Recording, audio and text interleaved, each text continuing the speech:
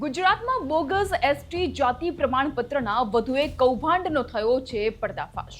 ફરી એકવાર વિદ્યાર્થી નેતા યુવરાજસિંહે કૌભાંડને ઉજાગર કરતા કેટલાક મહત્વના પુરાવા મીડિયા સમક્ષ મૂક્યા। વિદ્યાર્થી નેતા યુવરાજસિંહે જૂનાગઢ સહકારી મંડળી રજિસ્ટ્રાર કચેરીના કર્મચારી નરેન્દ્ર ગરચડ સામે બોગસ એસટી પ્રમાણપત્રના ગંભીર આક્ષેપો કરતા સમગ્ર મામલે ચકચાર મચી ગઈ છે। જંગલ નેસડામાં વસવાટ કરતા ન હોવા છતાં પણ અનુસૂચિત જનજાતિના પ્રમાણપત્રો મેળવ્યા હોવાનો યુવરાજસિંહે સનસનીખેજ આક્ષેપ કર્યા। સમગ્ર મામલે જૂનાગઢ સહકારી મંડળી રજિસ્ટ્રાર કચેરીના કર્મચારી નરેન્દ્ર ગરચડ સામે ગંભીર આક્ષેપ હવે ઉઠવા પામ્યા છે।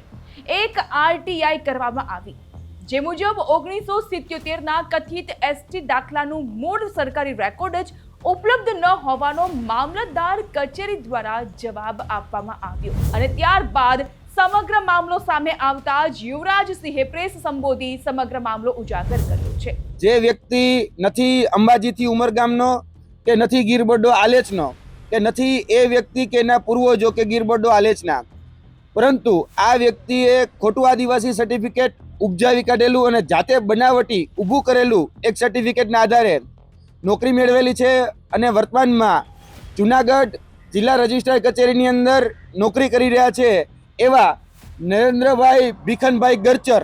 નરેન્દ્ર ગરચડ સામે બોગસ એસટી પ્રમાણપત્રના ગંભીર આરોપ ઉઠવા પામ્યા છે। આરોપ છે કે જંગલ નેસડામાં વસવાટ કર્યા વગર જ અનુસૂચિત જનજાતિના પ્રમાણપત્રો તૈયાર કરવામાં આવ્યા અને તેના આધારે જ સરકારી નોકરી સહિતના અનેકો લાભ મેળવવામાં આવ્યા। સરકારી રેકોર્ડ મુજબ પિતાની જાતિ જનરલ દર્શાવાઈ હોવા છતાં પણ સંતાનોને એસટી પ્રમાણપત્ર અપાયાનો પણ આક્ષેપ થયો છે। તો નરેન્દ્ર ભીખન ગરચર ના પૂજ્ય પિતાશ્રીનું નામ છે ભીખનભાઈ પૂજાભાઈ ગરચર, જેનો જન્મ 1936માં માંગરોળ તાલુકાના સીલ ગામમાં થયેલો છે। ભીખનભાઈ પૂજાભાઈ ગરચર એ સરકારી નોકરિયાત હતા। જ્યારે અમે એની સર્વિસ બુક તપાસી ત્યારે એ સર્વિસ બુકની અંદર પણ એ જનરલ કેટેગરી જે છે એ જનરલ કેટેગરી જ લખવામાં આવેલી છે। જે વ્યક્તિનો પરિવાર અને જોવા જઈએ તો એના બાળકોનું જે સર્ટિફિકેટ કાઢવામાં આવ્યું છે, એટલે કે અનુસૂચિત જનજાતિનું જે સર્ટિફિકેટ છે એ સર્ટિફિકેટ ક્યાંક ને ક્યાંક ખોટી રીતે કાઢવામાં આવ્યું હોય એવું બાબત અમારી સામે આવી છે। સમગ્ર મામલે સૌથી મોટો સવાલ એ છે કે 1977ના એક એસટી દાખલા અંગેનો તપાસમાં ચોંકાવનારા કેટલાક તથ્યો પણ સામે આવ્યા છે, જેમાં સરકાર પ્રિન્ટિંગ ફોર્મેટમાં પ્રમાણપત્ર આપે છે, પરંતુ અહીં તો 1977નો દાખલો નિયમ વિરુદ્ધ હસ્તલિખિત એટલે કે સંપૂર્ણપણે હાથની બનાવટનો દાખલો હતો। 1977ની સાલનું જે એસટી પ્રમાણપત્ર કાઢવામાં આવ્યું છે અને જેમાં સંદર્ભ આપવામાં આવ્યો છે ફોરેસ્ટ વિભાગના દાખલાનો, જોવા જઈએ તો તમારી સામે આ બંને પ્રસ્તુત કરું છું કે આ છે એ અનુસૂચિત જનજાતિનું સર્ટિફિકેટ છે। હવે આનો જે સંદર્ભ આપવામાં આવ્યો છે એ રેન્જ ફોરેસ્ટર જામજોધપુરનો સંદર્ભ આપવામાં આવેલો છે, તેના ઉપરથી આ સર્ટિફિકેટ કાઢવામાં આવ્યું છે। જે ભાણવડ મામલતદાર અને રેન્જ ફોરેસ્ટ ઓફિસર ના બંનેના એક જ હસ્તાક્ષર એક જ હસ્તલિખિત આ આધારે આ દાખલો કાઢવામાં આવેલો છે। તો વળી મામલતદાર ભાણવડ કચેરીએ લેખિતમાં જણાવ્યું 1977ના એસટી દાખલાનો કોઈ જ સરકારી રેકોર્ડ નથી। એટલું જ નહીં, જામજોધપુરના ફોરેસ્ટ વિભાગના દાખલામાં જે અધિકારીની સહી અને સિક્કો દર્શાવાયો છે તે એન.કે. મીણા જે અધિકારી હતા તેઓ ક્યારેય ત્યાં નોકરી પર હતા જ નહીં। તો વળી વન વિભાગમાં રેન્જ ફોરેસ્ટર નામની કોઈ પોસ્ટ જ નહોતી અને તેમ છતાં નકલી સિક્કો મારવામાં આવ્યો હતો।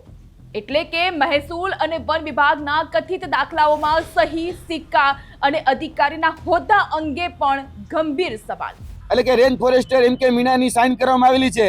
ત્યારે અમે તપાસ કરી કે ભાઈ જામજોધપુરની અંદર આવા કોઈ અધિકારી 1977માં કોઈ ઉપલબ્ધ હતા કે નહીં।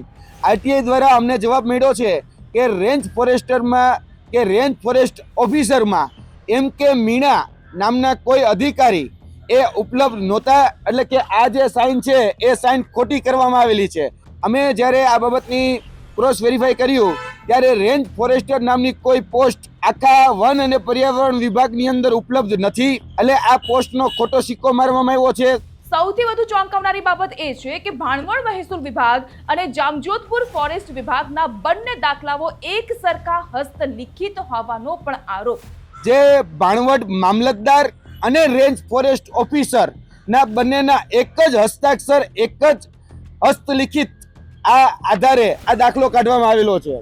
બીજી બાજુ નરેન્દ્ર ગરચરના પિતા ભીખણ પૂંજાના સરકારી સર્વિસ રેકોર્ડમાં જાતિ જનરલ દર્શાવાયોનો દાવો છે, પરંતુ અલગ અલગ દસ્તાવેજોમાં તેમના વતનના સરનામા પણ અલગ અલગ, એટલે કે તેમાં પણ વિરોધાભાસ. પિતા ભીખણ પૂંજાનો જન્મ માંગરોળના રેવન્યુ ગામ શીલમાં થયેલો, એટલે કે તેઓ જંગલ નેસડાના રહેવાસી નહોતા.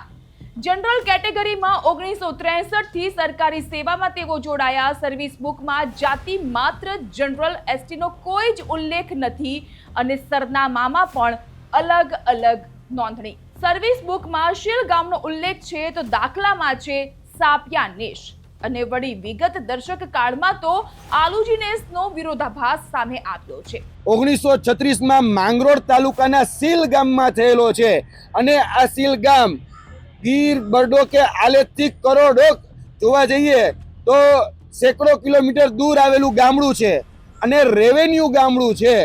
1956માં જ્યારે રાષ્ટ્રપતિનું જાહેરનામું પ્રસિદ્ધ થયું 29 ઓક્ટોબરના રોજ, ત્યારે પણ આ જે વિસ્તાર જે છે એ વિસ્તાર નેસમાં નહોતો. એટલે કે નેસના આ વ્યક્તિનો જે સંદર્ભ આપવામાં આવેલો છે, આ વ્યક્તિ એ નેસનો પણ નથી. બોગસ એસટી બનેલા નરેન્દ્ર ગર્જરે વર્ષ 2006માં પોતાના 3 સંતાનોને એસટી પ્રમાણપત્રો અપાયા હોવા છતાં મૂળ રેકોર્ડ અંગે પણ સવાલ ઉઠવા પામ્યા છે. સમગ્ર મામલે નિયમ મુજબ એસટી પ્રમાણપત્રો રદ કરી કથિત બનાવટી સહી સિક્કા અંગે એફઆઈઆર કરવાની માંગ યુવરાજસિંહે કરી છે. 2006 નરેન્દ્રભાઈ ભીખનભાઈ ગરચરના પોતાના જે દીકરા અને પોતાના જે દીકરી એનું અરજી કરવામાં આવી માંગરોળ મામલતદારને.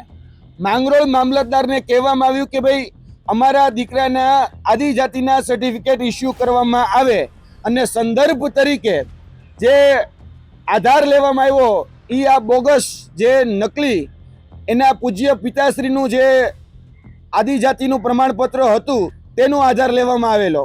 આ પત્ર વ્યવહારની અંદર તમે જોઈ શકો છો, નાયબ કલેક્ટરે જે પત્ર વ્યવહાર કર્યો તેમાં સ્પષ્ટપણે લખવામાં આવ્યું છે કે વિગતનું રેકોર્ડ મળી આવેલ નથી.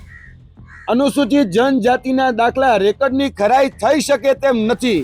હવે જેની ખરાઈ જ ન થઈ શકે એનો આધાર લઈ, એનો સંદર્ભ લઈ અને એના દીકરા દીકરીઓનું ક્યાંક ને ક્યાંક આધાર જે અનુસૂચિત જનજાતિનું પ્રમાણપત્ર એટલે કે એસટી કેટેગરીનું જે પ્રમાણપત્ર છે એ કાઢવામાં આવેલું છે. જો કે સવાલ એ પણ થઈ રહ્યો છે કે ભાણવડ કચેરીએ રેકોર્ડ ન હોવાનું જણાવ્યું હોવા છતાં પણ વર્ષ 2006માં નરેન્દ્ર ગર્જરના 3 સંતાનને એસટી પ્રમાણપત્ર કેવી રીતે અપાયા? આ સમગ્ર મામલે પ્રમાણપત્રો રદ કરવામાં આવે, બનાવટી સહી સિક્કા બદલ એફઆઈઆર નોંધવામાં આવે અને ગેરકાયદે મળેલા નોકરીના લાભ તેમજ પગાર ભથ્થાની રિકવરી કરવાની માંગ પણ હવે યુવરાજસિંહ દ્વારા કરવામાં આવી છે. યુવરાજસિંહે કરેલા પર્દાફાશ બાદ હવે સૌથી મોટો સવાલ એ થઈ રહ્યો છે કે તંત્રને શું આ કૌભાંડની ગંધ સુદ્ધા નહોતી આવી કે પછી કોઈની રહેમ નજર હેઠળ આ સમગ્ર કૌભાંડને સુચારા રૂપ આચરવામાં આવ્યું હતું? હવે જ્યારે કૌભાંડનો ખુલાસો થઈ જ ચૂક્યો છે ત્યારે કૌભાંડીઓ સામે કેવી કાર્યવાહી થાય છે તે તો જોવું જ રહ્યું. તો આ વિડીયો અંગે આપનું શું કહેવું છે તે અમને ચોક્કસથી જણાવજો અને ન્યૂઝ ગુજરાત ચેનલને તમે સબસ્ક્રાઇબ હજુ સુધી નથી કરી તો તાત્કાલિક ધોરણે અમારી ચેનલને સબસ્ક્રાઇબ કરી લો, લાઇક શેર કરજો અને હા, તમારો કિંમતી પ્રતિભાવ પણ અમને આપજો કે જેથી કરીને અમારી તાકાત હજુ પણ વધે અને આવી જ સચોટ માહિતી અમે આપની સમક્ષ મૂકતા રહીએ.